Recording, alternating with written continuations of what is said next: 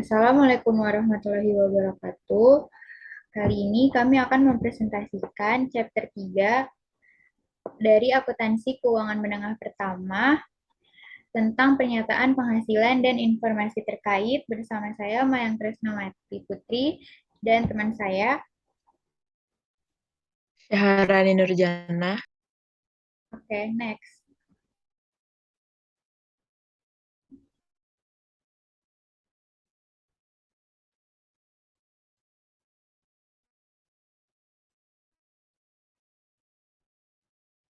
Nah, jadi yang pertama itu ada laporan laba rugi. Nah, laporan laba rugi adalah laporan yang mengukur keberhasilan operasi perusahaan selama periode waktu tertentu. Nah, laporan laba rugi ini juga sering disebut pernyataan penghasilan. Komunitas bisnis dan investasi menggunakan laporan laba rugi untuk menentukan profitabilitas, nilai investasi, dan kelayakan kredit. Nah, laporan laba rugi ini juga memberi investor dan kreditur informasi yang membantu mereka memprediksi jumlah waktu dan ketidakpastian arus kas masa depan. Next.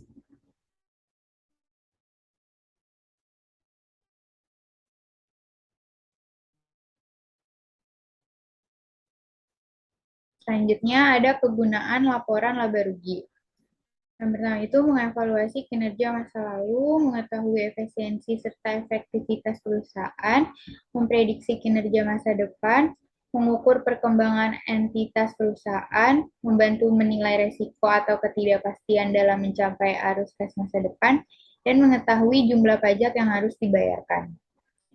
Nah, manfaat yang pertama yaitu dapat menjadi bahan evaluasi kinerja perusahaan. Melalui laporan ini, kita dapat melihat peningkatan pendapatan atau kerugian yang didapat oleh perusahaan. Nah, dengan melakukan evaluasi, selanjutnya kita dapat meminimalkan resiko kerugian. Misalnya, perusahaan mengalami kerugian terus-menerus, maka kita dapat mengambil keputusan untuk bisa berkembang dan tetap bisa menghadapi persaingan. Selanjutnya, memberikan dasar untuk memprediksi kinerja masa depan.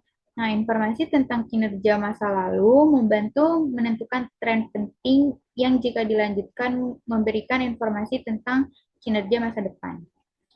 Lalu, dengan mengetahui laba dan rugi yang didapatkan oleh perusahaan, maka secara otomatis kita akan mengetahui berapa besar pajak yang harus dibayarkan. Nah, tentunya hal ini akan membantu perusahaan untuk membayar kewajiban dengan tepat serta dapat dipertanggungjawabkan. Next.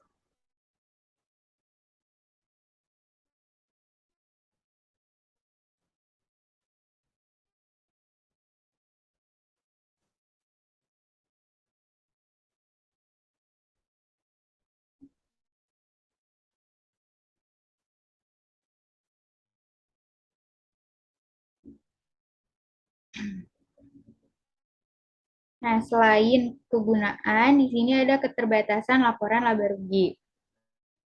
Yang pertama itu, penghasilan atau beban yang tidak dapat diukur dengan andal tidak dimasukkan ke dalam laporan laba rugi. Nah, perusahaan menghilangkan item dari laporan laba rugi yang tidak dapat mereka ukur dengan andal, melarang pengakuan item tertentu dari penentuan pendapatan, meskipun efek dari item tersebut bisa dibilang mempengaruhi kinerja perusahaan.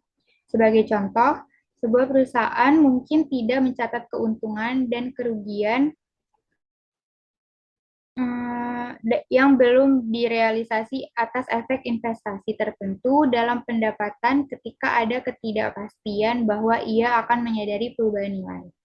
Lalu, laba yang dilaporkan dipengaruhi metode akuntansi yang digunakan. Nah, jumlah pendapatan dipengaruhi oleh metode akuntansi yang digunakan.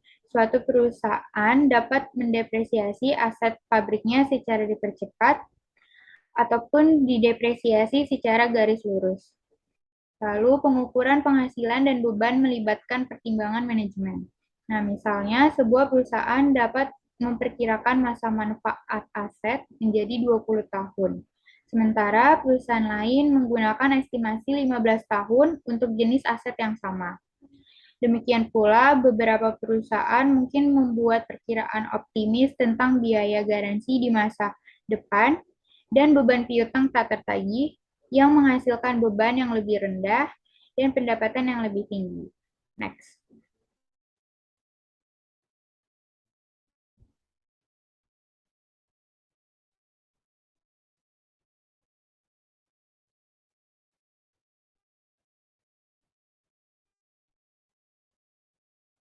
Nah, lalu perusahaan akan berusaha memenuhi atau mengalahkan ekspektasi pasar sehingga harga pasar sahamnya dan nilai kompensasi manajemen meningkat. Akibatnya, perusahaan memiliki insentif untuk mengelola pendapatan, yaitu untuk memenuhi target pendapatan atau membuat pendapatan terlihat kurang beresiko. Jadi, manajemen laba adalah waktu pendapatan yang direncanakan, pengeluaran, keuntungan, dan kerugian untuk memuluskan pendapatan. Namun, dalam kebanyakan kasus, perusahaan menggunakan manajemen laba untuk meningkatkan pendapatan pada tahun berjalan dengan mengorbankan pendapatan di tahun-tahun mendatang. Misalnya, mereka mengakui penjualan sebelum waktunya untuk meningkatkan pendapatan. Perusahaan juga menggunakan manajemen laba untuk menurunkan laba saat ini guna meningkatkan laba di masa yang akan datang.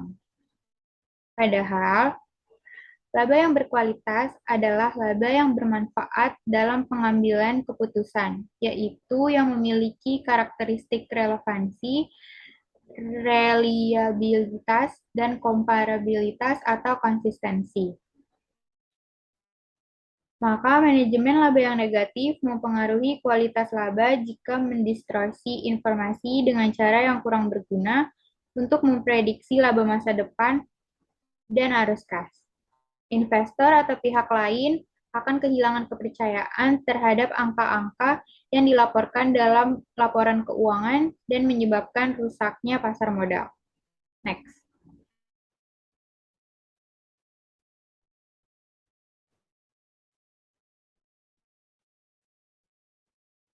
Nah, jadi ini ada isi dan format laporan laba rugi dan elemen laporan laba rugi. Nah, elemen laporan laba rugi itu ada dua, yaitu pendapatan dan pengeluaran. Nah, pendapatan itu peningkatan manfaat ekonomi selama periode akuntansi dalam bentuk arus masuk atau peningkatan aset atau penurunan kewajiban. Nah, ini tuh meningkatkan ekuitas lain yang berkaitan dengan kontribusi dari pemegang saham. Nah, lalu ada pengeluaran, yaitu penurunan manfaat ekonomi selama periode akuntansi dalam bentuk arus keluar atau penipisan aset atau timbulnya kewajiban. Nah, ini mengakibatkan penurunan ekuitas selain yang berkaitan dengan distribusi kepada pemegang saham. Next.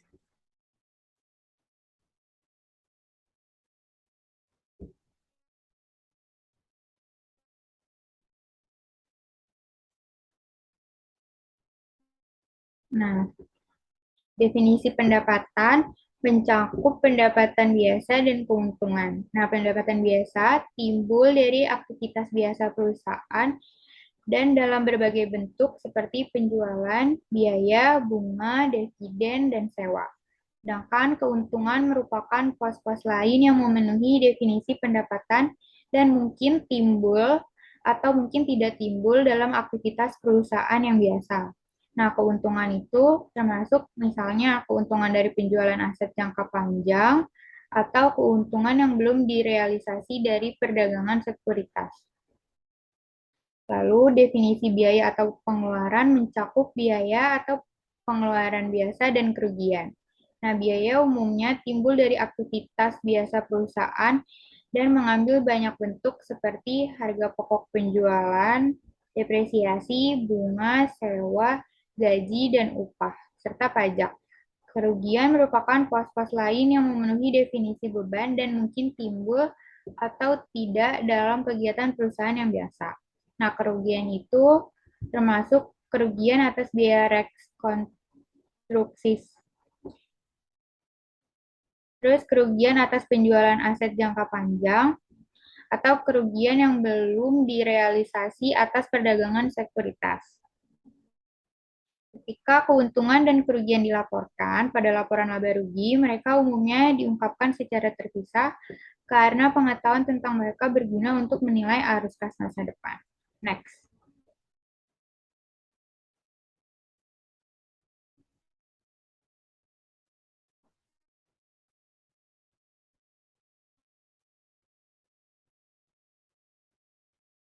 Nah, lalu di sini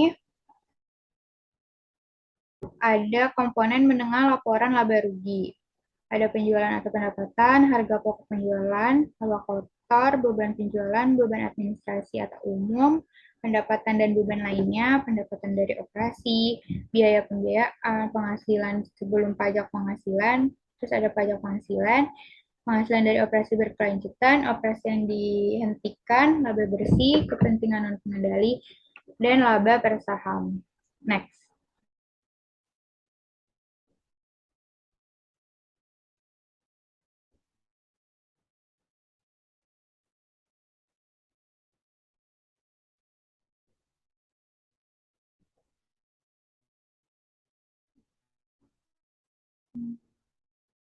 Nah, ini merupakan contoh laporan laba rugi dari Ramara Company per 31 Desember 2021 yang memuat hampir semua isi format laba rugi yang telah disebutkan sebelumnya. Namun bisa kita lihat pada laporan laba rugi ini tidak terdapat beberapa komponen seperti operasi yang dihentikan dan pendapatan dari operasi berkelanjutan, sehingga jumlah ini dilaporkan sebagai laba bersih. Next.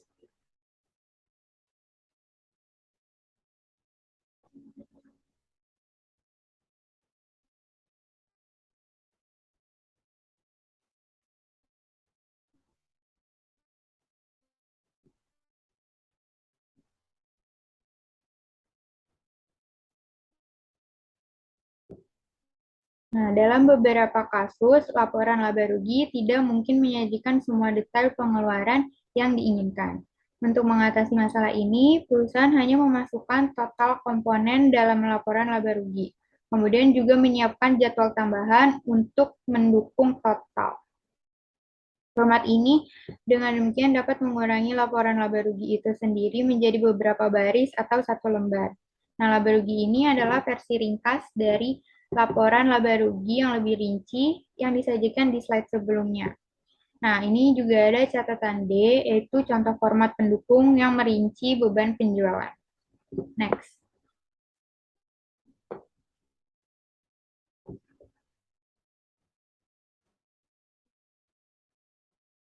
Nah, di sini itu ada laba kotor, itu dihitung dengan mengurangi harga pokok penjualan dari penjualan bersih. Terus pendapatan dari operasi itu ditentukan dengan mengurangi beban penjualan dan administrasi serta pendapatan dan beban lain-lain dari laba kotor. Nah, menyediakan angka yang berguna untuk mengevaluasi kinerja dan memprediksi pendapatan masa depan. Pendapatan insidental diungkapkan dalam pendapatan dan beban lainnya. Membaca laporan laba rugi dapat mempelajari tren laba kotor untuk memahami bagaimana tekanan persaingan mempengaruhi margin laba. Next.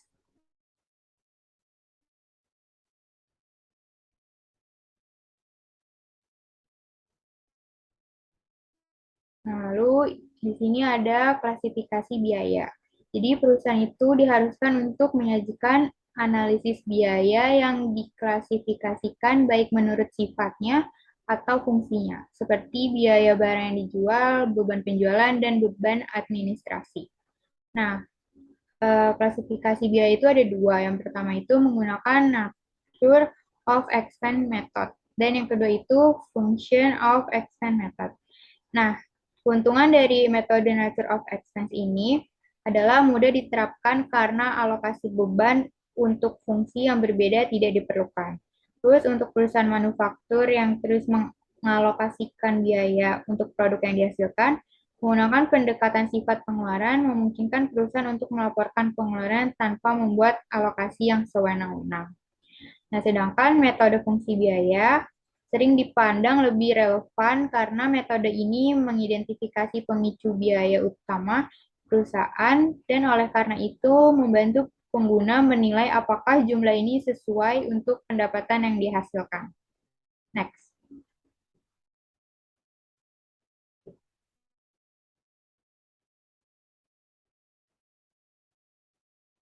Nah, di sini ada ilustrasi. Jadi, Revon Company ini akan melakukan jasa audit, pajak, dan konsultasi. Nah, Revlon ini memiliki pendapatan dan biaya sebagai berikut. Oke, next.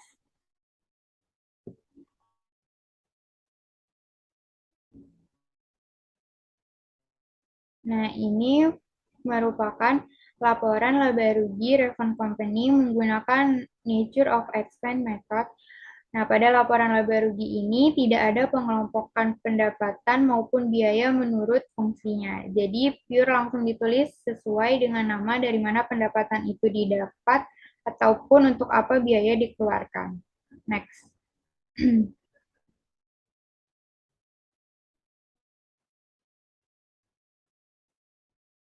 Nah, selanjutnya pada saat ini contoh laporan laba rugi Revlon Company menggunakan function of expense method. Nah, atau pencatatan yang hanya menjelaskan pendapatan yang didapat atau biaya yang dikeluarkan sesuai dengan kelompok fungsinya.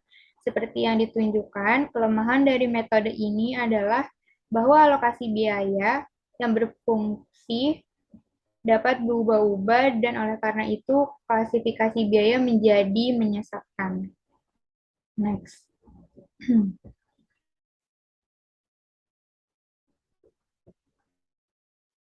Nah, mengidentifikasi jenis dan jumlah keuntungan dan kerugian yang paling umum dilaporkan dalam survei terhadap 500 perusahaan besar. Nah, jadi di gambar ini lebih dari 40% perusahaan yang disurvei melaporkan biaya restrukturisasi yang seringkali berisi penghapusan dan item satu kali lainnya. Nah, sebuah survei terhadap 200 pengadopsi IFRS menunjukkan bahwa sekitar 27% dari perusahaan yang disurvei melaporkan penghentian biaya operasi. Padahal kami membutuhkan praktik pelaporan pendapatan yang konsisten dan sebanding untuk menghindari informasi promosi yang dilaporkan oleh perusahaan. Next.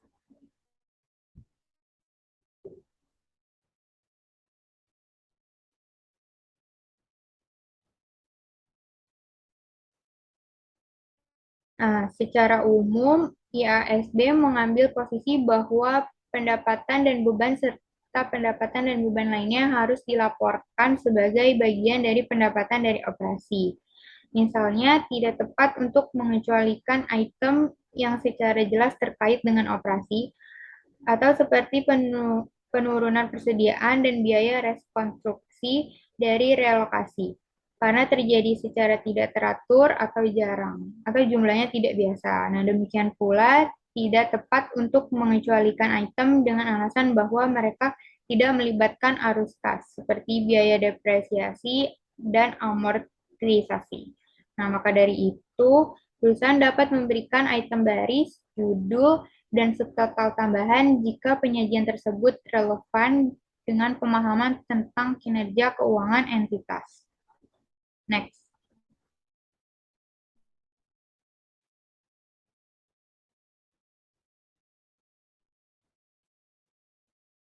Nah, sebagian besar perusahaan melaporkan item-item ini sebagai bagian dari operasi dan mengungkapkannya dengan sangat rinci jika jumlahnya itu material. Beberapa hanya menunjukkan setiap item sebagai item terpisah pada laporan laba rugi sebelum pendapatan dari operasi. Nah, lainnya menggunakan keterangan pendapatan dan pengeluaran lain dan kemudian merincinya di bagian ini atau dalam catatan atas laporan keuangan. Jadi, item tambahan yang mungkin perlu diungkapkan itu ada kerugian penurunan nilai persediaan ke nilai realisasi bersih atau aset tetap ke jumlah yang dapat diperoleh kembali serta pembalikan penurunan nilai tersebut. Lalu juga ada kerugian restrukturisasi kegiatan dan pembalikan setiap penyisihan biaya restrukturisasi. Terus ada keuntungan atau kerugian pelepasan item properti, pabrik, dan peralatan atau investasi, penyelesaian litigasi, dan pembalikan kewajiban lainnya. Next.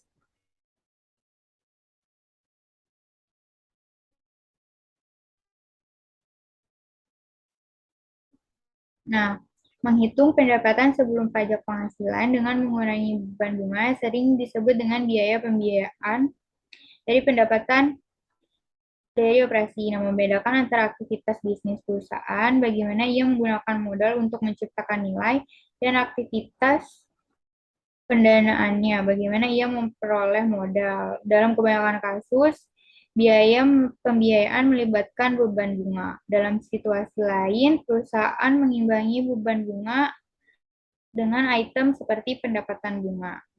Nah, di ilustrasi ini menunjukkan bagaimana Network Rail menyajikan biaya pembiayaan yang hanya melibatkan beban bunga.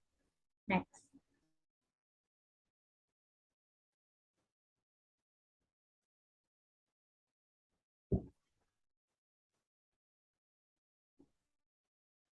Nah, lalu sini ada laba bersih, merupakan pendapatan setelah semua pendapatan dan beban untuk periode telah dipertimbangkan. Nah, hal ini dipandang oleh banyak orang sebagai ukuran paling penting dari keberhasilan atau kegagalan perusahaan untuk jangka waktu tertentu. Nah, pajak penghasilan dilaporkan pada laporan laba rugi tepat sebelum laba bersih karena beban ini tidak dapat dihitung sampai semua pendapatan dan beban ditentukan. Next.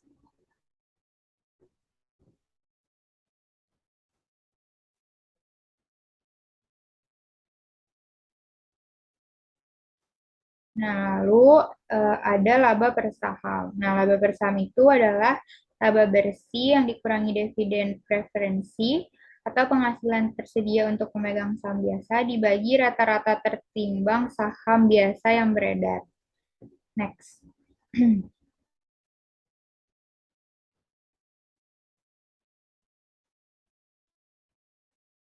Nah, jadi di sini ada contohnya. Asumsikan bahwa Ramana Company melaporkan laba bersih sebesar 350.000 dolar. Nah, ia menyatakan dan membayar dividen preferensi sebesar 50.000 dolar untuk tahun ini.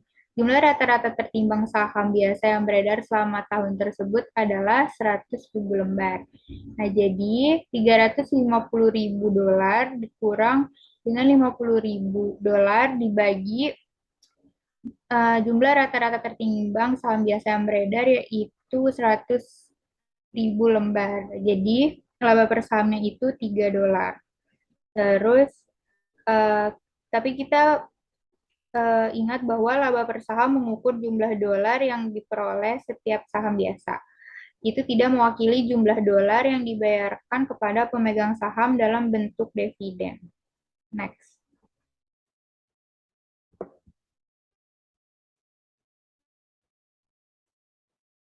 Nah, lalu ada operasi yang dihentikan. Komponen entitas yang telah dilepaskan atau diklasifikasikan sebagai dimiliki untuk dijual. Nah, mewakili lini bisnis utama atau area geografis operasi merupakan bagian dari rencana tunggal yang terkoordinasi untuk melepaskan lini bisnis utama atau wilayah geografis operasi. Dan ada anak perusahaan yang diperoleh secara eksklusif dengan maksud untuk dijual kembali. Next.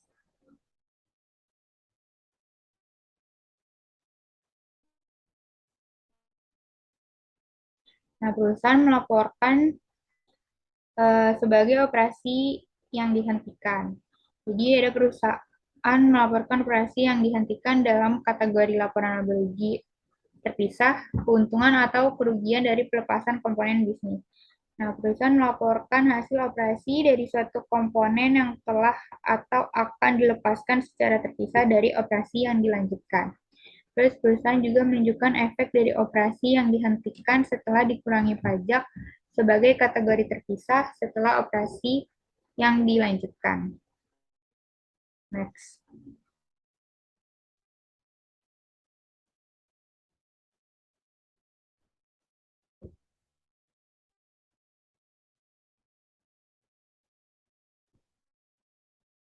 Nah, jadi di sini ilustrasinya ada multiplex produk, yaitu sebuah perusahaan yang sangat terdiversifikasi memutuskan untuk menghentikan divisi elektroniknya. Selama tahun berjalan, divisi elektronik kehilangan 300.000 itu setelah dikurangi pajak.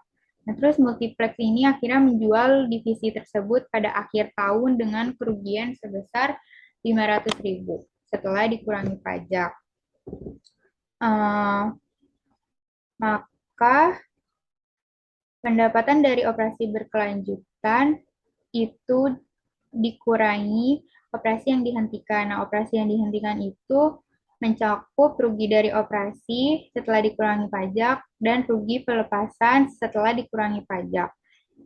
Nah, jadi total kerugian operasi yang dihentikan itu ada 800.000 dan batas pemasukan atau income setnya itu 19.200.000 max.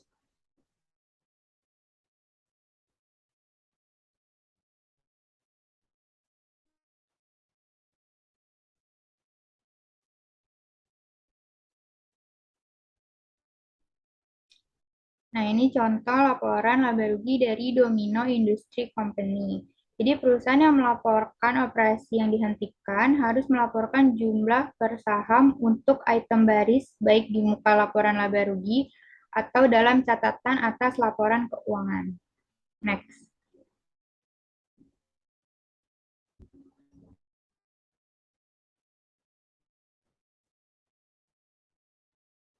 Nah, jadi asumsikan bahwa perusahaan memiliki 100.000 lembar saham beredar sepanjang tahun. Maka laba per saham sama dengan laba bersih dibagi rata-rata tertimbang saham yang beredar. Jadi 240.000 dolar dibagi 100.000 sama dengan 2,4 dolar. EPS-nya jadi 2,4 dolar. Next.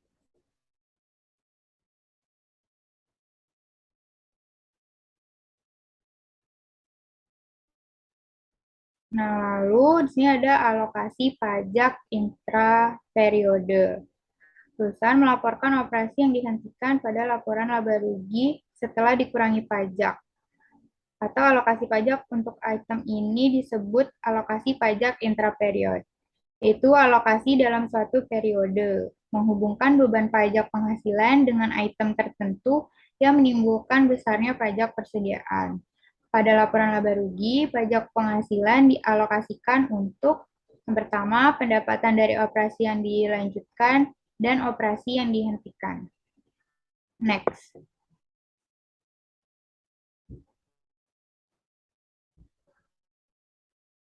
Nah, jadi di sini contohnya operasi yang dihentikan tapi memperoleh keuntungan. Nah, dalam menerapkan konsep alokasi pajak intraperiode, asumsikan bahwa Ramara Company memiliki penghasilan sebelum pajak penghasilan sebesar 250.000. Ini memiliki keuntungan sebesar 100.000 dari operasi yang dihentikan. Dengan asumsi tarif pajak penghasilan 30%, Ramara Company menyajikan informasi berikut pada laporan laba rugi. Nah, jadi di sini ada pajak sebelum penghasilan, ada pajak penghasilan, sudah ada pendapatan dari operasi yang dilanjutkan. Keuntungan dari operasi yang dihentikan, lalu dikurangi pajak penghasilan yang berlaku. Jadi 100.000 dikurang 30.000 dengan 70.000. Terus karena dia untung, jadi pendapatan dari operasi yang dilanjutkan itu ditambah sama keuntungan dari operasi yang dihentikan. Yang udah dikurangi sama pajak penghasilan yang berlaku. Nah, jadi laba bersihnya itu 245 juta. Next.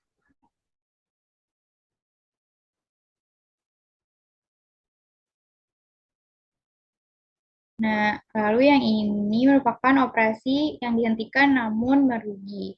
Nah, jadi si Ramara Company ini memiliki laba sebelum pajak penghasilan sebesar 250.000. Dia menderita kerugian dari operasi yang dihentikan sebesar 100.000. Dengan asumsi tarif pajak 30%, Ramara menyajikan pajak penghasilan atas laporan laba rugi seperti yang ditunjukkan pada ilustrasi berikut ini. Nah, jadi pajak penghasilan itu didapat dari 250.000 dikali persennya, yaitu 30%. Jadi, pajak penghasilan itu 75%. Nah, pajak penghasilan yang berlaku pada kerugian dari operasi yang dihentikan sebesar 30.000. Jadi, karena dia rugi, maka pendapatan dari operasi yang dilanjutkan dikurang kerugian dan pajak yang berlaku. Jadi laba bersihnya itu 105 juta. Next.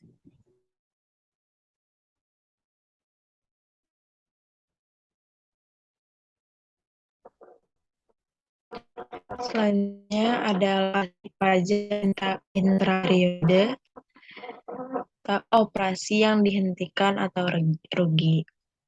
Perhitungan laba bersih operasi yang dihentikan adalah laba sebelum pajak penghasilan dari operasi yang dihentikan dikurangi oleh pajak penghasilan yang kemudian dikurangi akumulasi dari kerugian lain-lain yang telah dikurangi dengan pengurangan pajak penghasilan yang berlaku sehingga hasilnya adalah laba bersih. Dalam hal ini, kerugian yang terdapat pada operasi yang dihentikan adalah adanya kerugian yang tidak dapat diperkirakan. Perusahaan juga dapat melaporkan dampak pajak dari item yang dihentikan dengan cara pengungkapan catatan. Next, selanjutnya. Sini contohnya terdapat perhitungan laba bersih untuk kerugian atas operasi yang dihentikan. Karena dia terdapat kerugian atas operasi yang dihentikan, maka dapat mengurangi laba bersih. Jadi, pendapatan dari operasi berkelanjutan dikurang oleh kerugian atas operasi yang dihentikan menjadi laba bersih sebesar 105 juta. Di sini ada notes. Selama tahun berjalan, perusahaan mengalami kerugian atas operasi yang dihentikan sebesar 70 juta setelah dikurangi pengurangan pajak penghasilan yang berlaku sebesar 30 juta. Next. Selanjutnya, ada alokasi untuk kepentingan non-pengendali perusahaan. Kepentingan non-pengendali adalah bagian dari hak kepemilikan anak perusahaan oleh pemegang saham minoritas yang dikonsolidasikan pada perusahaan sebagai pendali. Hak yang dimiliki tersebut tidak sepenuhnya dipegang oleh perusahaan induk, melainkan dimiliki oleh pihak lain. Dengan kata lain, kepentingan non-pengendali atau non-controlling interest merupakan nilai atau hak kepemilikan atas perusahaan yang dimiliki selain oleh perusahaan induk. Perusahaan induk diganti dengan pemilik saham atau entitas induk. Pemilik perusahaan selain entitas induk ini tidak memiliki peran atau pegang kendali atas operasional perusahaan. Untuk itu, bagian tersebut disebut sebagai non-pengendali. Next. Di sini terdapat ilustrasi yang mengasumsikan bahwa Ramara Company mengakuisisi 70% saham Rani Group yang beredar karena Ramara Company memiliki lebih dari 50%. Ramara Company mengkonsolidasikan hasil keuangan Rani Group dengan miliknya sendiri. Laba bersih konsolidasi kemudian dialokasikan ke persentase kepemilikan pemegang saham pengendali Ramara Company dan non-pengendali di Rani Group. Di sini terdapat laba bersih sebesar 164.489.000 dan disebabkan oleh pemegang saham of Ramara Company senilai 120 juta. Jadi, total kepentingan non-kendali sebesar 160 laba bersih dikurang pemegang saham of pelamar kami jadi 44.489.000. Next. Di sini terdapat melaporkan berbagai item pendapatan. Di bawah ini adalah beberapa informasi keuangan yang terkait dengan Volley Group. Ada pendapatan sebesar 800 juta, pendapatan dari operasi yang dilanjutkan sebesar 100 juta, penghasilan komprehensif 120 juta, laba bersih 90 juta, pendapatan dari operasi 220 juta, beban penjualan dan administrasi 500 juta, penghasilan sebelum pajak penghasilan 200 juta. Lalu di sini disuruh hitunglah pendapatan dan beban lainnya. Biaya pembiayaan, pajak penghasilan, operasi yang dihentikan, dan penghasilan komprehensif lainnya. Yang pertama, kita mencari pendapatan dan beban lainnya. Caranya, kelihatan. Di sini terdapat pendapatan sebesar 800 juta dikurang oleh pendapatan dari operasi sebesar 220 juta, dikurang juga beban penjualan dan administrasi, jadi total pendapatan dan beban lainnya sebesar 80 juta. Selanjutnya, kita cari biaya pembiayaan. Biaya pembiayaan dihitung dari pendapatan dari operasi sebesar 220 juta, dikurang penghasilan sebelum pajak penghasilan sebesar 200 juta, lalu total biaya pembiayaannya adalah 20 juta. Kita mencari penghasilan dengan cara dari pendapatan operasi yang dilanjutkan berkurang sebesar 100 juta dan penghasilan sebelum pajak penghasilan 200 juta. Jadi total pajak penghasilannya sebesar 100 juta. Selanjutnya, ada operasi yang dihentikan. Caranya, dari pendapatan operasi yang dilanjutkan sebesar 100 juta, lalu dikurang laba bersih sebesar 90 juta. Jadi, total operasi yang dihentikan sebesar 10 juta. Lalu yang terakhir, ada penghasilan komprehensif lainnya. Hitung dari penghasilan komprehensif sebesar 110 juta dikurang laba bersih senilai 90 juta, jadi total penghasilan komprehensif lainnya sebesar 30 juta. Next.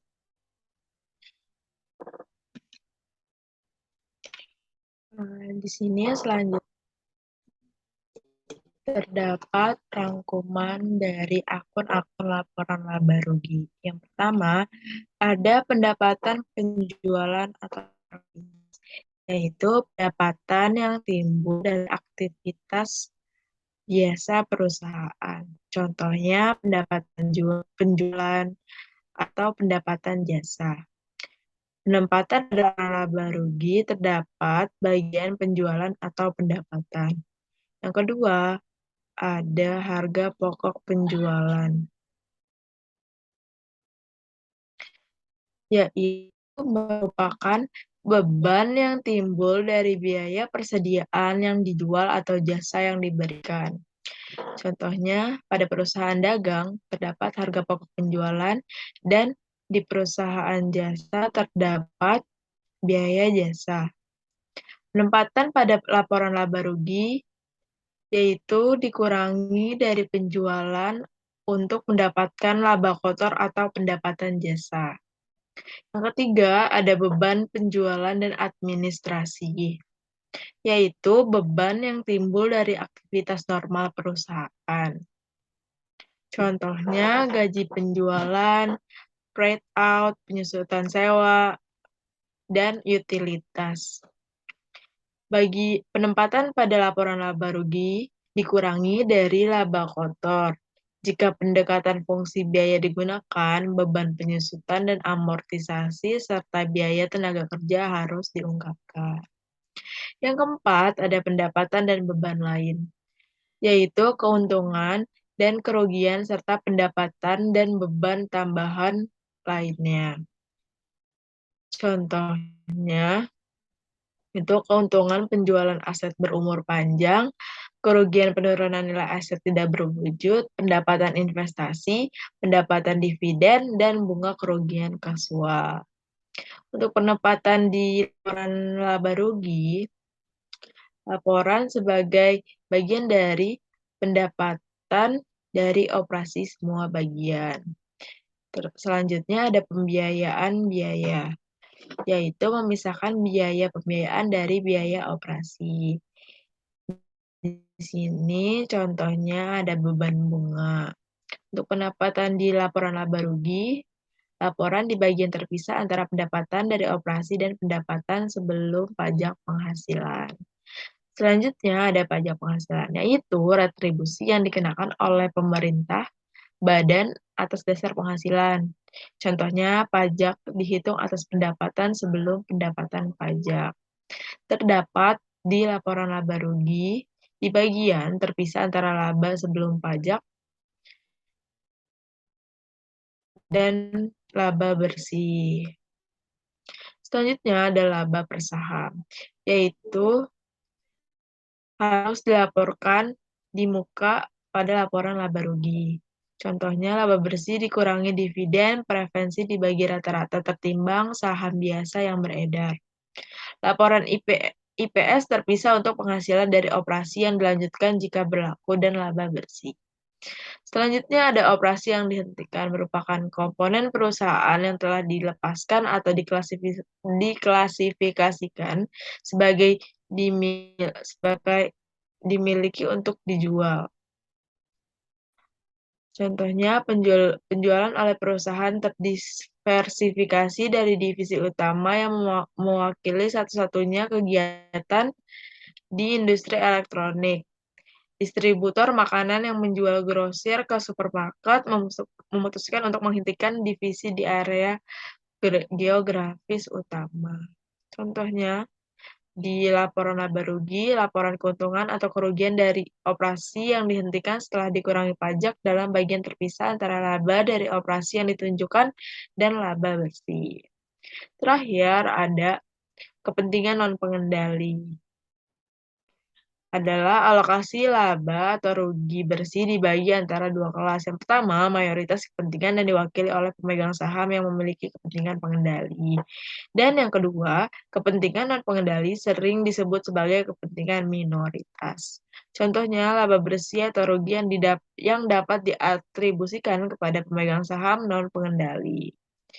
Laporan sebagai pos terpisah di bawah bersih pendapatan atau kerugian sebagai alokasi dari laba atau rugi bersih atau bukan sebagai pos pendapatan atau beban. Selanjutnya, dapat perubahan dan kesalahan akuntansi.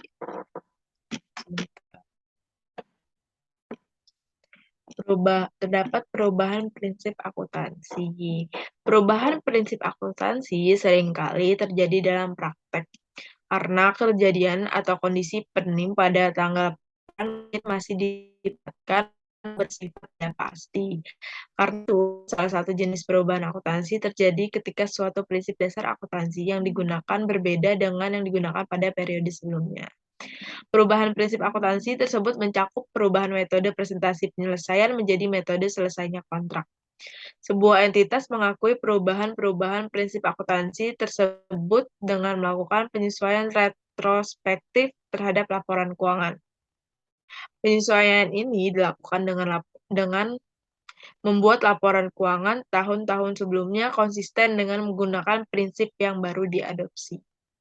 Perusahaan harus mencatat pengaruh kumulatif dari perubahan periode yang lalu tersebut sebagai penyesuaian terhadap laba ditahan pada awal tahun.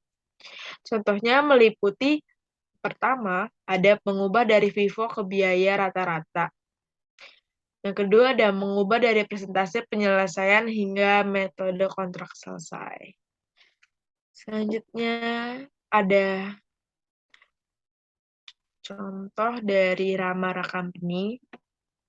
memutuskan pada bulan Maret 2021 untuk mengubah dari FIFO menjadi harga persediaan rata-rata tertimbang. Penghasilan Ramara Company sebelum pajak menggunakan metode rata-rata tertimbang yang baru dalam 2021 adalah sebesar 30 juta.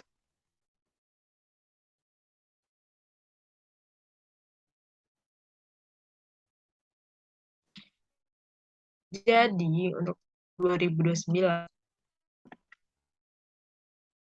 Ramara Company menggunakan metode FIFO besar 40 juta dan metode tertimbang sebesar 35 juta. Terjadi kelebihan FIFO dibandingkan metode rata-rata tertimbang pada 2019 dari 40 juta dikurang 35 juta jadi sebesar 5 juta. Untuk tahun 2020, FIFO sebesar 30 juta dan metode rata-rata tertimbang 27 juta. Jadi terdapat kelebihan FIFO dibanding metode rata-rata tertimbang sebesar 3 juta. Dan dari tahun 2019 dan 2020, kelebihan tersebut ditambah atau diakumulasikan menjadi totalnya sebesar 8 juta. Selanjutnya,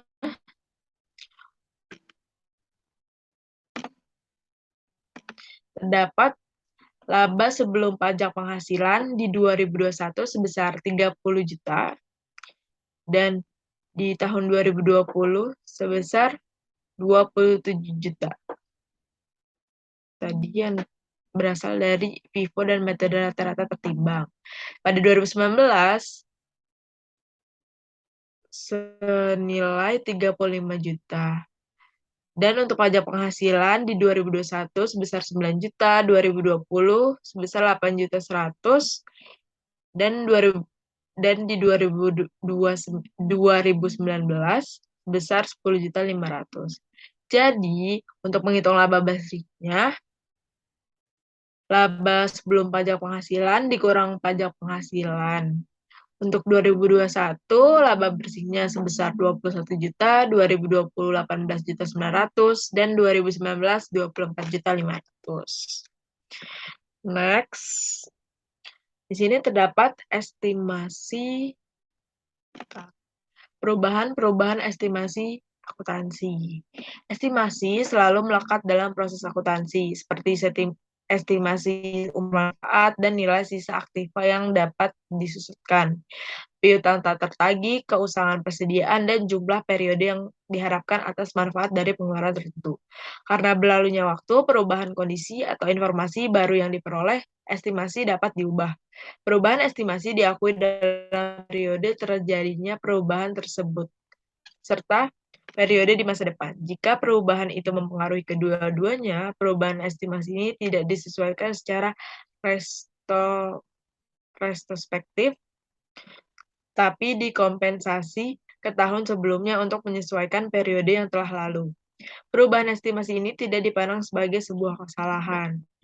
Di sini terdapat contoh. Yang pertama ada manfaat dan nilai dapat. Yang kedua ada nilai yang tertagih. Yang ketiga keusangan persediaan. Next, dapat contoh dari Ramara Company beli peralatan seharga 510 juta yang diperkirakan memiliki masa manfaat 10 tahun dengan nilai sisa 10 juta. Pada akhir waktu tersebut, penyusutan telah dicatat selama 7 tahun dengan garis lurus. Di dalam 2021 tahun di tahun ke-8 ditentukan bahwa perkiraan umur total harus 15 tahun dengan nilai sisa 5 juta. Pada akhir waktu itu. Di sini terdapat pertanyaan, apakah penyusutan tahun-tahun sebelumnya perlu disajikan kembali? Penyusutan 2021.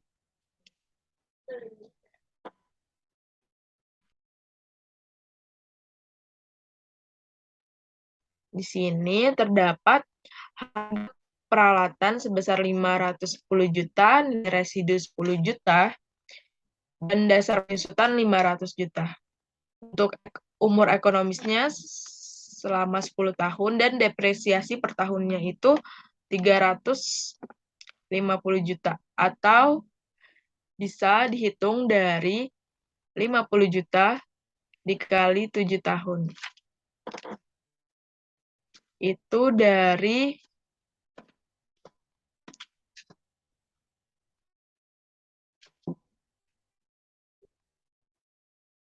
500 juta dibagi 10 tahun sebesar 50 juta. Dan selanjutnya ada neraca untuk aset tetap. Jadi harga peralatan yang semulanya 510 juta di neraca, lalu terdapat akumulasi penyusutan sebesar 350 juta selama 7 tahun, lalu nilai bukunya tersisa sebesar 160 juta. Next.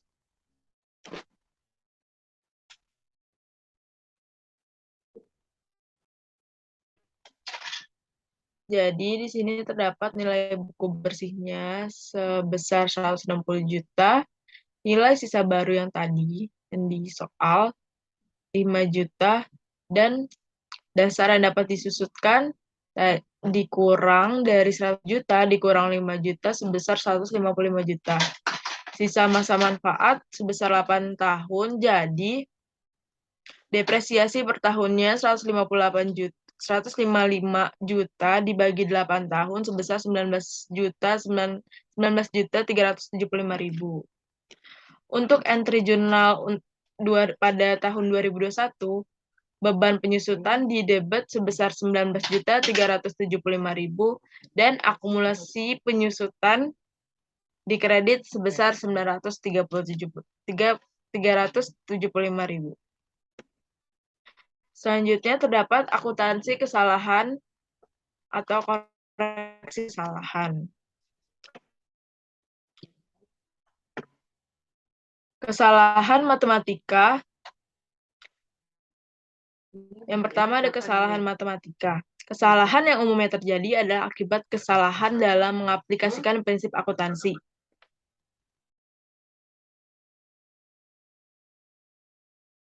Kesalahan matematis dan kesalahan dalam menggunakan fakta-fakta yang terjadi pada waktu laporan keuangan disajikan.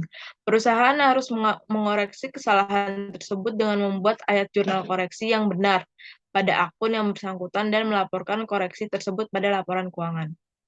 Koreksi kesalahan diperlakukan sebagai penyesuaian periode sebelumnya yang serupa dengan perubahan prinsip dasar akuntansi. Perusahaan harus mencatat koreksi kesalahan pada saat terjadinya kesalahan tersebut atau pada tahun berjalan. Perusahaan juga harus melaporkan kesalahan dalam laporan keuangan sebagai penyesuaian atas saldo awal laba ditahan. Jika perusahaan membuat laporan keuangan komparatif, perusahaan tersebut harus menyatakan kembali laporan sebelumnya untuk mengetahui dampak yang dari kesalahan tersebut. Selanjutnya, ada contoh dari koreksi kesalahan. Pada 2021, Ramara Ltd menentukan bahwa itu salah melebihkan piutang dan pendapatan penjualannya dengan seharusnya 100 juta. Di dalam 2020, pada 2021, Ramara Ltd membuat entry berikut untuk mengoreksi kesalahan ini. Jadi, jurnalnya, laba ditahan sebesar 100 juta dan piutang usaha dikredit sebesar 100 juta. Selanjutnya ada laporan ekuitas terkait. Laba bersih akan meningkat, laba ditahan dan rugi bersih akan menurunkan laba ditahan. Selain itu, baik dividen saham maupun dividen tunai akan menurunkan laba ditahan. Perubahan pada prinsip dasar akuntansi yang dianut perusahaan penyesuaian pada periode sebelumnya dapat meningkatkan atau menurunkan laba ditahan. Penyesuaian periode sebelumnya yang telah dikurangi dengan pajak harus dibebankan ke saldo awal laba ditahan, sehingga tidak dimasukkan dalam komponen penentuan laba bersih pada tahun berjalan. Rekonsiliasi antara saldo awal dengan saldo akhir laba ditahan menyediakan informasi tentang alasan aktiva bersih yang dapat meningkat atau menurun selama tahun berjalan. Asosiasi antara distribusi periode berjalan mengindikasikan apa yang dilakukan manajemen terhadap laba. Selanjutnya ada contoh dari laporan laba ditahan Rama Ltd. Di sini terdapat saldo 1 Januari sebesar 1 miliar 50 juta, laba bersih 360 juta, dan dividen sebesar 300 juta. Jadi, saldo akhir di bulan Desember tanggal 31 sebesar 1 miliar 110 juta. Di sini sebelumnya menerbitkan laporan untuk tahun yang berakhir pada tanggal 31 Desember 2021. Tapi perusahaan menemukan 50.000 kesalahan setelah dikurangi pajak yang menyebabkan pada tahun 2020 persediaan yang dilebih-lebihkan. Persediaan yang dilebih-lebihkan menyebabkan COGS lebih rendah dan dengan demikian laba bersih menjadi lebih tinggi dalam tahun 2020. Apakah penemuan ini berdampak pada pelaporan laba ditahan untuk tahun 2020? Di sini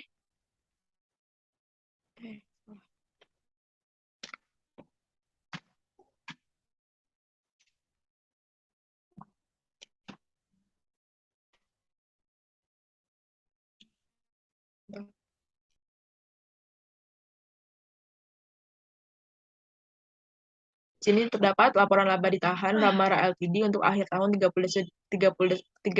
Desember 2021. Saldo awal Januari terdapat 1 miliar 50 juta. Penyesuaian periode sebelumnya koreksi kesalahan mengurangi saldo awal 1 Januari sebesar 50 juta. Jadi saldo 1 Januari yang disajikan kembali sebesar 1 miliar. Bukan 1 juta.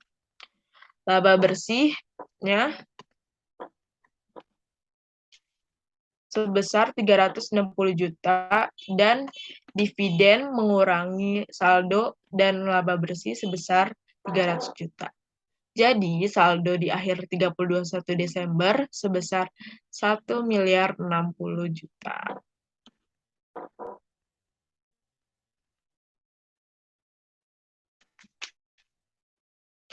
Selanjutnya terdapat laporan laba ditahan atau pembatasan laba ditahan.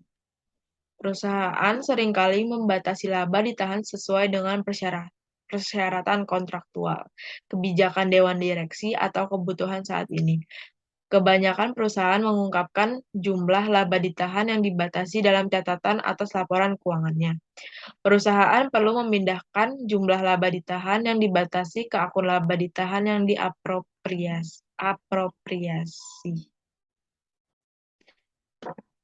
Selanjutnya ada laporan ekuitas terkait pendapatan komprehensif. Jadi, perusahaan biasanya memasukkan semua pendapatan, beban, serta keuntungan dari kerugian dalam laba yang diakui selama periode berjalan. Pos-pos ini diklasifikasikan dalam laporan laba rugi, sehingga para pembaca laporan keuangan dapat memahami dengan lebih baik signifikansi dari berbagai komponen laba bersih. Perubahan prinsip akuntansi dan koreksi kesalahan tidak dilibatkan dalam penghitungan laba bersih, karena pengaruhnya terkait dengan periode sebelumnya. Pos-pos yang melewati laporan laba rugi akan dimasukkan menurut konsep laba komprehensif. Laba komprehensif meliputi semua periode ekuitas selama satu periode kecuali perubahan akibat investasi oleh semua pendapatan dan keuntungan. Beban dan kerugian yang dilaporkan pada laba bersih. Selain itu, hal tersebut juga mencakup keuntungan dan kerugian yang tidak dimasukkan pada laba bersih setiap mempengaruhi modal pemegang saham. Selanjutnya, merupakan contoh dari laporan laba rugi penghasilan komprehensif lainnya. Dia mempunyai keuntungan dan kerugian yang belum direalisasi pada ekuitas non-perdagangan sekuritas. Keuntungan lain dan kerugian translasi mata, uang asing, dan ditambah lainnya. Bukan contoh laporan laba rugi pendapatan komprehensif. Selanjutnya, terdapat pendapatan komprehensif. Yang pertama, pernyataan kontinu tunggal atau pendekatan satu pernyataan. Yang kedua, ada dua laporan laba rugi bersih dan penghasilan komprehensif lain yang terpisah namun berurutan. Atau dua pernyataan yang mendekati. Di sini contoh pendapatan komprehensif dari Jaya Abadi untuk akhir tahun 31 Desember 2021. Pendekatan pertama yaitu pendekatan satu pernyataan untuk melaporkan laba komprehensif lainnya adalah dengan membuat laporan gabungan laba komprehensif. Dalam pendekatan ini, laba bersih biasa adalah subtotal. Sini terdapat subtotal pendapatan komprehensif ditunjukkan sebagai total akhir. Laporan gabungan laba komprehensif ini memiliki kelebihan karena perusahaan tidak perlu membuat laporan keuangan baru. Selanjutnya, ada pendekatan dua pernyataan, merupakan pelaporan laba komprehensif dalam laporan yang terpisah, menggambarkan keuntungan dan kerugian yang kelompoknya sebagai laba komprehensif jenis yang sama dengan keuntungan dan kerugian biasa. Laba bersih merupakan awal dalam laporan komprehensif. Hal tersebut menggambarkan hubungan antara laporan laba rugi biasa dengan laporan laba rugi komprehensif. Selanjutnya, terdapat laporan perubahan ekuitas. Selain laporan laba rugi komprehensif, perusahaan juga diwajibkan untuk menyajikan laporan perubahan ekuitas. Ekuitas umumnya terdiri dari modal saham biasa, premi saham dari laba ditahan, dan akumulasi saldo dalam penghasilan komprehensif lain. Selanjutnya, terdapat laporan perubahan ekuitas lagi. Laporan tersebut merupakan melaporkan perubahan di setiap akun ekuitas dan total ekuitas untuk periode tersebut. Hal-hal berikut diungkapkan dalam pernyataan ini. Yang pertama, ada akumulasi komprehensif pendapatan untuk periode tersebut. Yang kedua, terdapat kontribusi atau penerbitan saham dan distribusi atau dividen kepada pemilik. Yang ketiga, terdapat rekonsiliasi nilai tercatat setiap komponen ekuitas dari awal sampai akhir periode. Perusahaan sering menyiapkan laporan perubahan ekuitas dalam bentuk kolom. Dalam format ini, mereka menggunakan kolom untuk setiap akun dan untuk total ekuitas. Selanjutnya, terdapat contoh laporan perubahan ekuitas dari Jaya Abadi untuk akhir tahun 31 Desember. Di sini terdapat total saldo awal sebesar 410 juta, laba bersih 110 juta, dividen yang mengurangi 10 juta, dan keuntungan kepemilikan yang belum direalisasi setelah dikurangi pajak sebesar 30 juta. Jadi, saldo akhir totalnya sebesar 540 juta. Untuk laba ditahan, saldo awalnya 50 juta, lalu laba bersihnya 110 juta, dikurang dividen sebesar 10 juta, lalu saldo akhirnya sebesar 150 juta. Selanjutnya ada akumulasi pendapatan komprehensif, saldo awalnya 60 juta, keuntungan kepemilikan yang belum direalisasi setelah dikurangi pajak sebesar 30 juta, lalu saldo akhir totalnya sebesar 90 juta. Yang terakhir terdapat modal saham sebesar saldo awalnya 300 juta. Dan saldo akhirnya tetap juga sebesar 300 juta. Selanjutnya terdapat laporan posisi keuangan Jaya Abadi untuk akhir tahun 31 Desember 2021. Terdapat ekuitas modal saham biasa sebesar 300 juta, laba ditahan 150 juta, akumulasi pendapatan komprehensif lain sebesar 90 juta, jadi total ekuitasnya sebesar 540 juta. Selanjutnya ada soal latihan chapter 3.4, saldo percobaan yang dikoreksi, neraca percobaan Oakley NV berikut yang tidak seimbang. Jadi, setiap akun yang terdaftar harus memiliki saldo normal per buku besar. Pemeriksaan buku besar dan jurnal mengungkapkan kesalahan berikut. Yang pertama, ada uang tunai yang diterima dari pelanggan secara kredit didebit sebesar 370 euro dan piutang usaha dikredit dengan jumlah yang sama yang koleksi sebenarnya adalah 730 euro. Jadi nomor 1 itu menyebabkan jawabannya nomor 1, jadi menyebabkan kas bertambah dan piutang berkurang sebesar 360 didapat dari 730 dikurang 370 sama dengan 360 euro.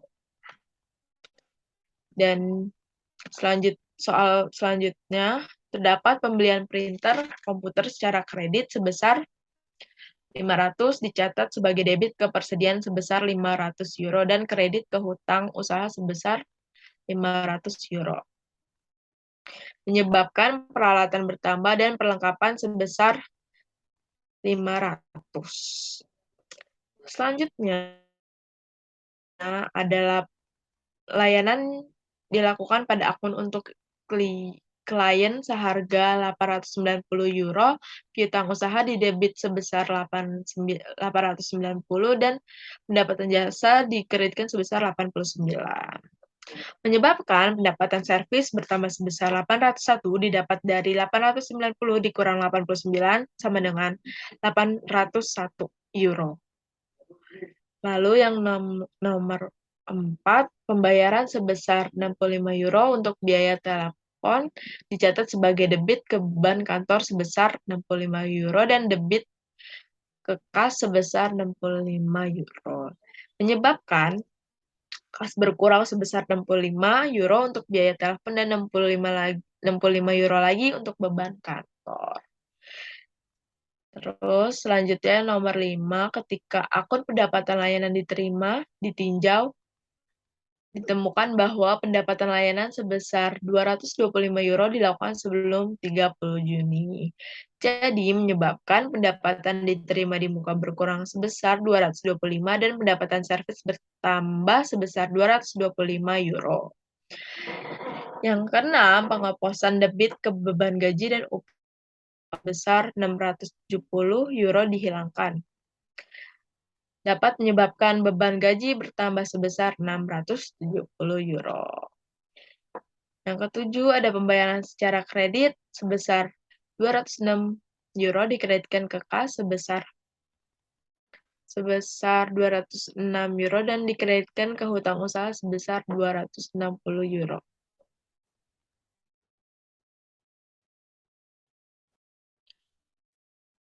Jadi menyebabkan hutang usaha berkurang sebesar 206 euro dan juga hutang usaha berkurang lagi sebesar 260 euro.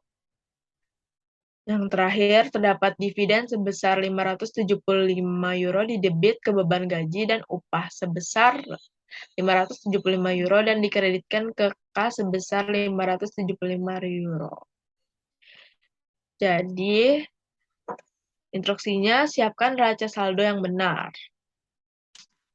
Nih, jawabannya E3.4. Jadi, saldo balance-nya sebesar 15.581 euro. Itu. Terus yang terakhir, enggak terakhir sih. Latihan soal selanjutnya. Terdapat buku besar agen penyewaan Chopin pada tanggal 31 Maret tahun berjalan mencakup akun-akun terpilih berikut ini sebelum jurnal penyesuaian disiapkan. Di sini terdapat terus analisis akun menunjukkan hal berikut. Yang pertama, peralatan terdepresiasi 250 per bulan. Yang kedua, sepertiga dari sewa diterima di muka diperoleh selama kuartal tersebut. Yang ketiga, bunga sebesar $500 dibebankan pada wesel bayar. Yang keempat, persediaan di tangan total besar $650. Yang kelima, ada asuransi berakhir pada tingkat $300 per bulan. Disuruhnya buatlah ayat jurnal penyesuaian pada tanggal 31 Maret dengan asumsi bahwa ayat jurnal penyesuaian dibuat setiap 3 bulan. Akun tambahan adalah beban penyusutan, beban asuransi, hutang bunga, dan beban perlengkapan. Jadi, jurnal penyesuaiannya pada tanggal setiap 3 bulan itu yang pertama tadi ada beban penyusutan sebesar 250 dikali 3 karena dia dilaporkannya untuk penyesuaiannya setiap 3 bulan, jadi dikali 3. Kredit akumulasi penyusutan peralatan sebesar $705. Terdapat pendapatan sewa dibayar di muka sebesar 2.100 di debit dan pendapatan sebesar 2.100 di kredit. 6.300 itu dari pendapatan sewa dibayar di saldo awal pendapatan sewa dibayar di muka yang diinformasikan sepertiga dari sewa diterima di muka diperoleh selama kuartal tersebut. Jadi baru terpakai 1 dari 3. Jadi perhitungannya 6.300 dikali 1 per 3. Totalnya jadi $2.100. Yang ketiga ada beban bunga sebesar 500 di debit dan hutang bunga sebesar 500.000. Karena dia membebankan bunga sebesar $500 karena terdapat wesel bayar. Yang keempat, ada beban perlengkapan sebesar 2.150 di debit dan perlengkapan sebesar $2.150 di kredit. Kenapa 2.150? 2.150 itu dari 2.800 saldo perlengkapan dikurang 650 persediaan 2.150 itu yang udah kepakai. Selanjutnya, nomor 5, ada beban asuransi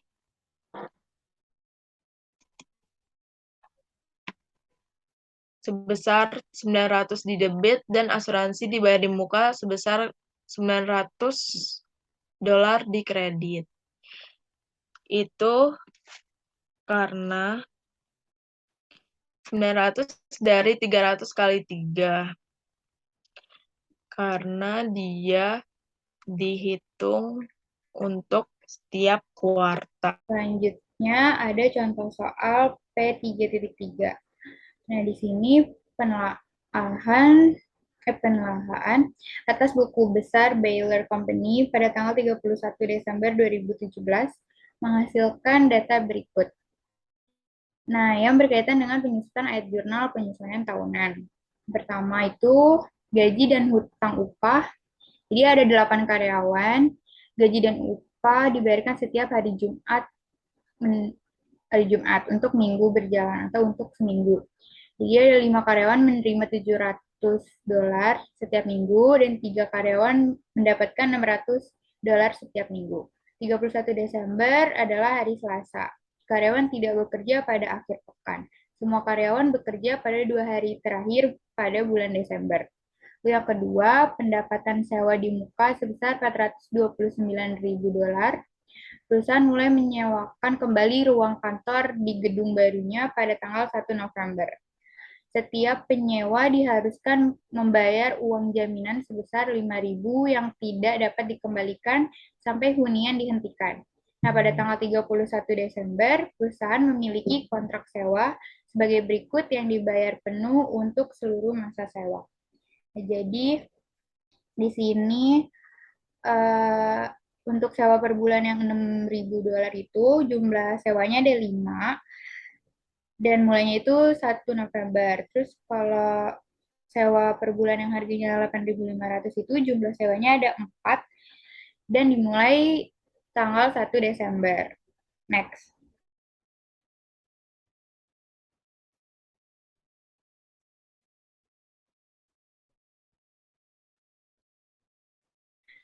Lalu yang ketiga, iklan prabayar sebesar $13.200.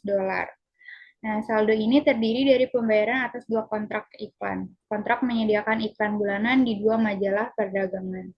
Ketentuan kontrak adalah seperti yang ditunjukkan di bawah ini. Iklan pertama ditayangkan pada bulan di mana kontrak ditandatangani.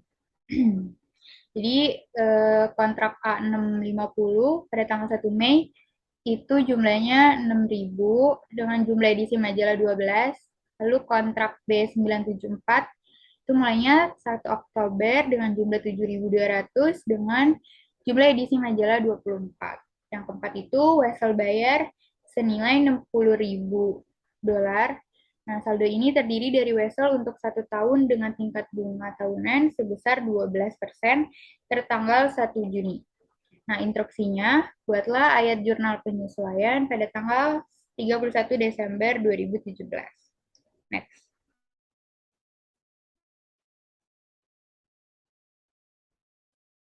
Nah, jadi yang pertama itu tadi buat gaji dan upah karyawan. Jadi kan ada 5 karyawan yang gajinya itu $700 dan ada 3 karyawan yang gajinya itu $600. Nah, jadinya 5 dikali 700 dikali sisa dia kerja pada bulan Desember. Jadi kan tadi bulan Desembernya itu 31 Desembernya itu jatuh di hari Selasa. Sedangkan gaji itu dibayar per minggu pada hari Jumat. Otomatis sisa 2 hari terakhir pada bulan Desember yaitu pada Senin dan Selasa. Jadi 2/5. 2/5 dari hari dia bekerja karena kerjanya itu kan cuma 5 hari seminggu kan. Akhir pekan mereka nggak ada yang kerja. Jadi 5 dikali 700 dikali 2/5 sama dengan 1.400. Sedangkan yang untuk 3 orang yang digaji 600 itu juga sama perhitungannya. Jadi 3 dikali 600 dikali 2/5 sama dengan $720. Nah, totalnya kita jumlah menjadi total gaji yang masih harus dibayar sebesar $2.120. Maka jurnal penyesuaiannya menjadi gaji dan beban upah pada gaji dan hutang upah sebesar $2.120. Lalu yang kedua, untuk pendapatan sewa diterima di muka, yang tadi apa sih namanya menyewakan kembali ruang kantor di gedung perusahaan. Jadi kan tadi ada 2 macam sewa per bulan. Jadi sewa per bulan yang harganya 6.000 itu jumlah sewanya 5. Jadi 5 dikali 6.000 dikali 2. Kenapa 2? Karena sewa per bulan yang harganya 6.000 itu dimulai pada tanggal 1 November. Sedangkan jurnal penyesuaian ini dibuat untuk 31 Desember. Jadi udah berjalan 2 bulan. Maka 5 dikali 6.000 dikali 2 sama dengan 60.000. Lalu untuk sewa per bulan yang harganya 8.500 memiliki jumlah sewa sebanyak 4 dikali 1 karena dimulai pada tanggal 1 Desember yang artinya baru berjalan 1 bulan.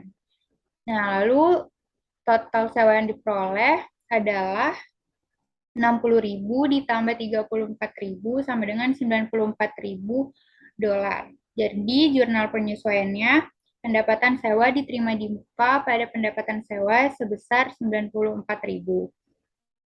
Lalu yang ketiga itu ada biaya iklan. Nah, jadi biaya iklannya itu dibayar di muka. Nah, iklan yang pertama itu oleh A650 bentar. Pada tanggal 1 Mei, jadi dia udah berjalan 8 bulan dari Mei ke Desember. Nah, dia itu 500 dolar per bulannya. Sedangkan kalau yang B974 itu dia 300 per bulan dan udah jalan selama 3 bulan karena dimulai dari tanggal 1 Oktober. Nah, 500-nya itu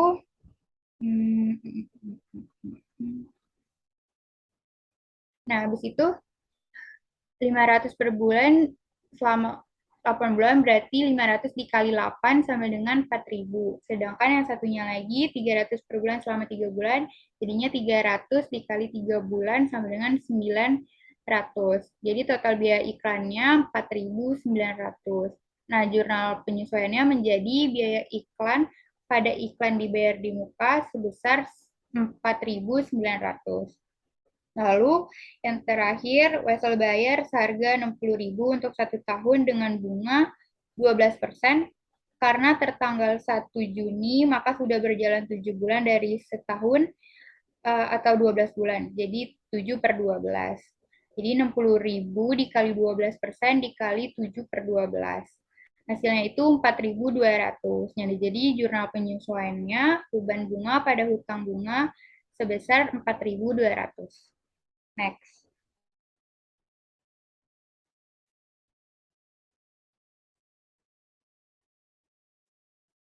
Lalu untuk contoh soal selanjutnya itu soal P3.4, di mana laporan keuangan, jurnal penyesuaian, dan penutup.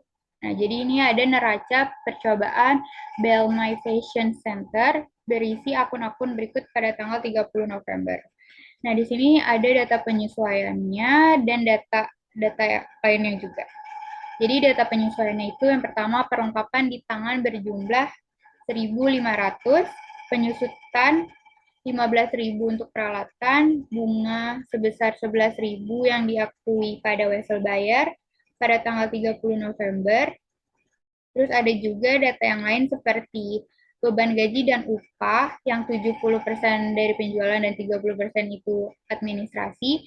Lalu ada beban sewa dan beban utilitas di mana 80% penjualan dan 20% administrasi. Lalu 30.000 dari Wesel bayar jatuh tempo untuk pembayaran tahun depan. Juga ada biaya pemeliharaan dan perbaikan 100% administrasi. Nah, instruksinya itu yang pertama, buatlah jurnal penyesuaian, siapkan neraca saldo yang disesuaikan, siapkan laporan laba rugi, dan laporan laba ditahan untuk tahun berjalan, dan laporan posisi keuangan pada tanggal 30 November 2019. Lalu buatlah jurnal penutup, dan siapkan neraca saldo setelah penutupan. Oke, next.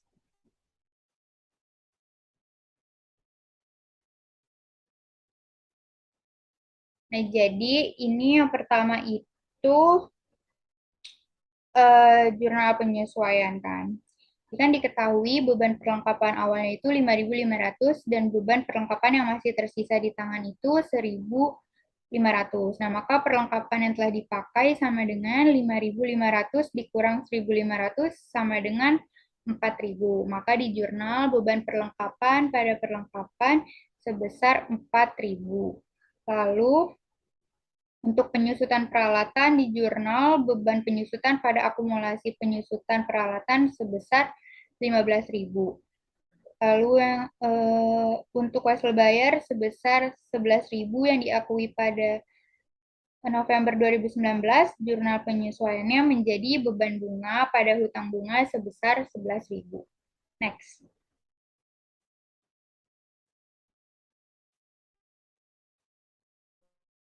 Nah, selanjutnya ada neraca saldo yang disesuaikan.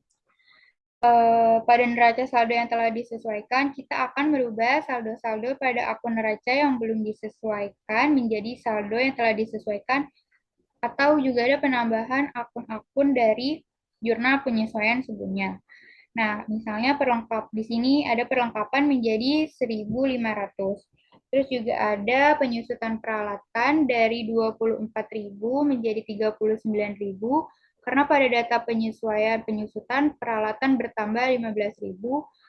Terus ada akun beban perlengkapan sebesar 4.000, beban penyusutan 15.000, dan ada juga beban bunga untuk wesel bayar sebesar 11.000. Nah, pada neraca saldo yang telah disesuaikan ini, kita bisa lihat jumlah debit dan kredit yang udah balance. Oke, next.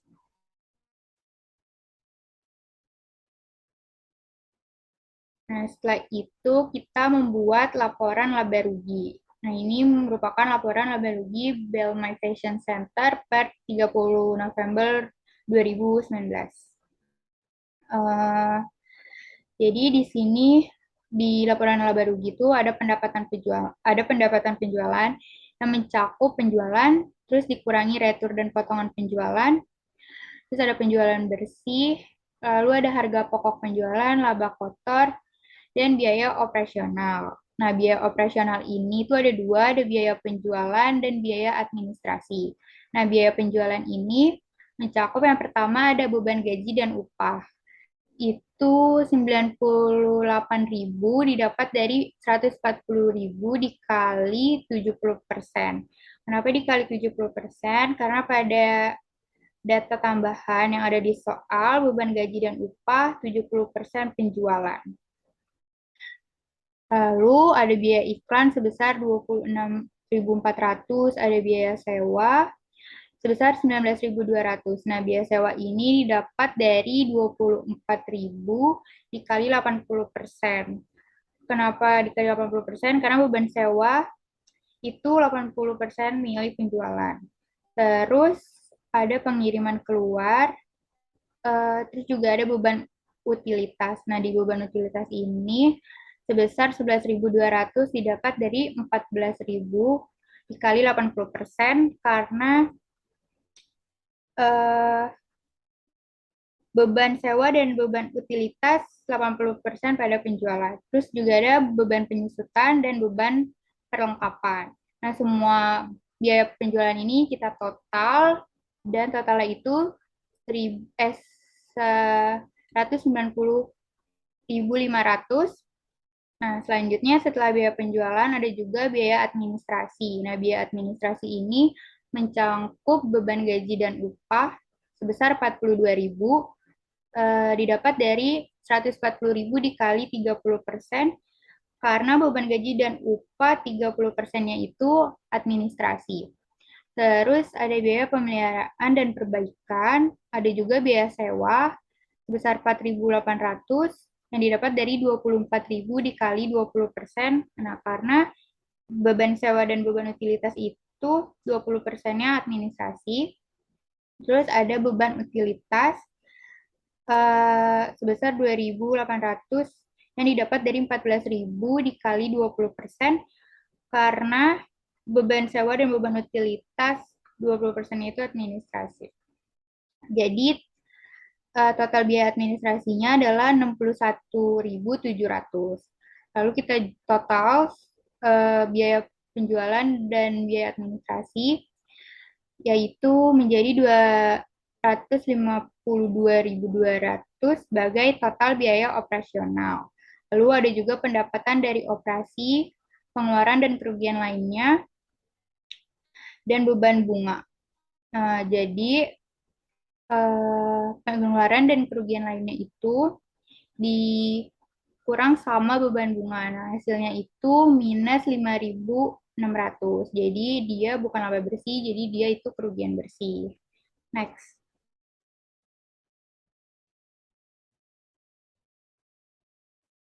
Nah, terus selanjutnya itu ada laporan laba ditahan.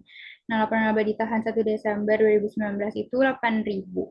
Lalu kita kurangi kerugian bersih sebesar 5.600. Maka laba ditahan 1 November 2019 menjadi 2.400. Nah, selanjutnya ada laporan posisi keuangan Belmai Fashion Center per 30 November 2019. Jadi di laporan posisi keuangan ini menyertakan aset lancar dan kewajiban ekuitas pemegang saham.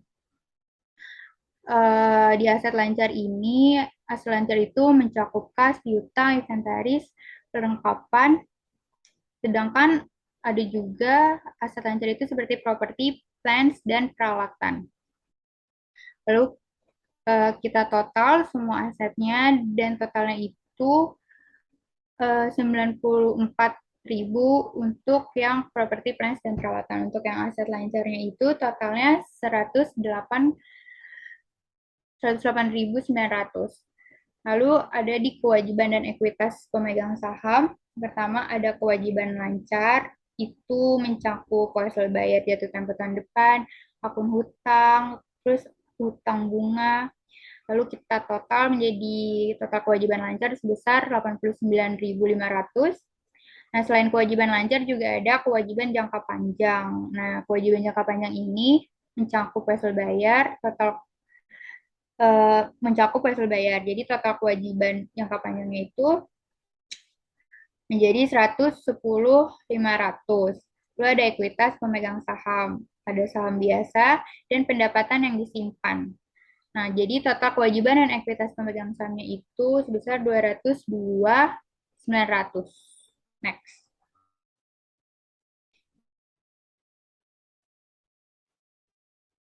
Nah, setelah laba rugi, ada jurnal penutup. Nah, di jurnal penutup ini ada ikhtisar laba rugi dari pendapatan penjualan, terus ada ikhtisar laba rugi juga yang mencakup retur penjualan dan potongan, harga pokok penjualan, beban gaji dan upah, biaya iklan, biaya utilitas, biaya perbaikan, pengiriman keluar, biaya sewa, beban perlengkapan, beban pemesanan, dan beban bunga. Lalu juga ada laba ditahan pada ikhtisar laba rugi sebesar 5.600. Nah, yang terakhir itu kita membuat neraca saldo setelah penutupan. Jadi, di neraca saldo setelah penutupan ini, kas, piutang, inventaris, perlengkapan, dan peralatan kita taruh di debit, sedangkan akumulasi penyusutan peralatan, wajib bayar, akun hutang, hutang bunga, saham biasa, dan pendapatan yang disimpan kita taruh di kredit. Nah, setelah itu kita lihat apakah debit dan kredit itu jumlahnya sama atau tidak. Kalau tidak berarti ada yang salah, tapi kalau udah balance ya insya Allah benar. Oke, sekian dari kelompok kita untuk pembahasan chapter 4 ini. Kurang lebihnya mohon maaf. Wassalamualaikum warahmatullahi wabarakatuh.